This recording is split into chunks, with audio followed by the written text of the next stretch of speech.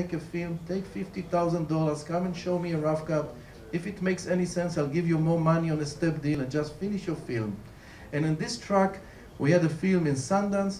We had last year a film in Cannes, which was done with a $50,000, and now we have another one also in another festival.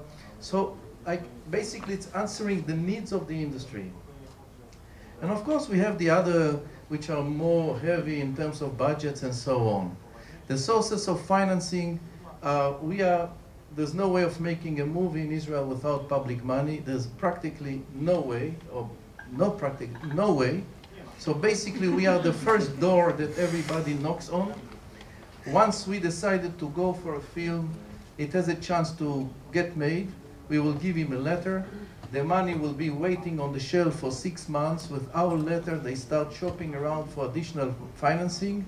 Usually the second door will be the broadcasters, the Israeli broadcasters, because they are obliged by law to invest in feature film, primarily aimed for the cinema, for first release in the cinema. They're obliged by law. Of course, they run away from the obligation like all the broadcasters. They play tricks. We took them to court last year. We won the case, and they have to put money now. And so usually this is the second door. The third door, and this connects to our session today, is really international co-productions. 1/3 of all the money invested in Israeli feature films comes from overseas. 1/3. Only French Quebec cinema, I think, has this kind of ratio of 1/3 of the money coming from overseas. It's a hell of a lot of work. It wasn't always like that. In my wildest dreams, I didn't believe that we will reach that point.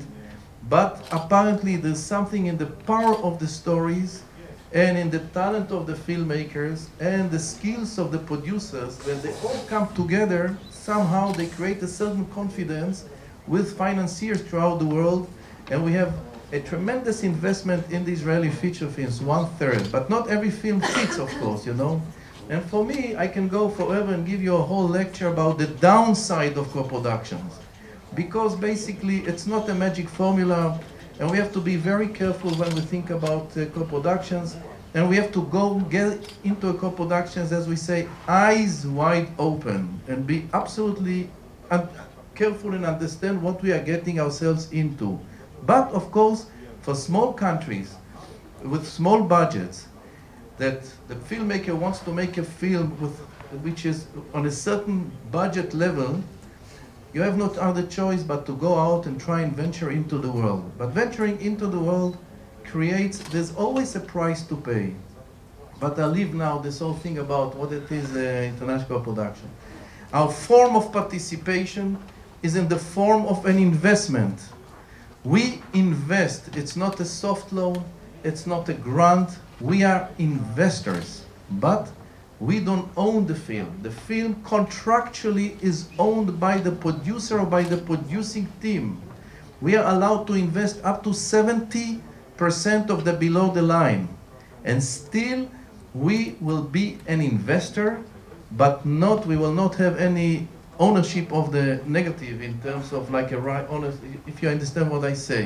Yeah. But because I was a producer for many, many years, and I managed to convince my board that we should be a very easy investor. In other words, we should give up on 80% of our investment until all the other investors recoup their investment. In other words, let's say that we decided to invest in one of your films $500,000. We will give you the $500,000, but we will be calculated as if we gave you only 100,000. So this way, the percentages that we give up on, we give to the producer so that you will have some percentages in the pocket. That if it was one way, you find some equity investor, he has something to offer. And if he didn't find any equity investor, because he has these percentages, from whatever comes in, he has a faster chance to make a couple of pennies. So we give up on 80% of our investment. When all the investors recoup their investment, we go up to half of our investment, as if we gave up $250,000. And this is how we stay all the way to the end. But from the revenue coming in, we want to have 20% of our share from the first penny coming in. Pari passu pro rata with all the others. So that we know, we have a report, we have an in-house collection agency in the fund, so that we know what's going on and we have all the reports of revenues and so on and profit and everything else. The other element, which is a more typical for the Israeli cinema, I would say, is that we as a fund encourage the producer to distribute themselves their own films. We are in a situation at the moment, in the past 10 years, that more or less half of all the Israeli feature films were distributed by the producers. And the reason is that we have a tough monopoly in Israel, and we had a situation that the distributors were not ready to take a single penny risk. And then we said, if you are not ready to take a single penny risk, and if you want 20-25% distribution fee only for handling the distribution, we don't need you. So we will have the producer distribute his film and have the producer get the distribution fee because he does the job. So this way, if I look now, after 10 years on the overall situation, it's not bad. And we had the numbers relatively okay. And we created, if you like, a new job in a way. The same as you will hire a line producer or a production manager, the producer hires a distribution manager or a line distributor, or whatever you want to call it, on whatever arrangements they do. And these people do the job but for the producer. And they report to the producer. And then the producer knows what's happening and how the money is spent and what the expenses are, and he doesn't get all this creative bookkeeping coming from the distributors. So it's a bit different. And we as a fund, when a producer comes to me and says, I want to distribute myself the film, I'll give him more money. Because we want him to look after his own property, after his own baby. Yes, sir. You can stop me any moment, yes? What's the reaction of the cinema? They want to kill me. Yeah, she knows here. The guy who runs the biggest, he took a contract on me, but I don't care. Because this is public money. No, but seriously, because that's the same problem that we are facing Listen, in Poland. There are two, I was a producer, as I said, you know, there are two faults to it, seriously. One is an emotional thing. You know, you take this little baby, you slave for 3-4 years. You put your life on the line for this film. Finally, the baby is born, and before it starts going, you give it to adoption. And then you give it to adoption, and then you sit at home and you eat your heart out.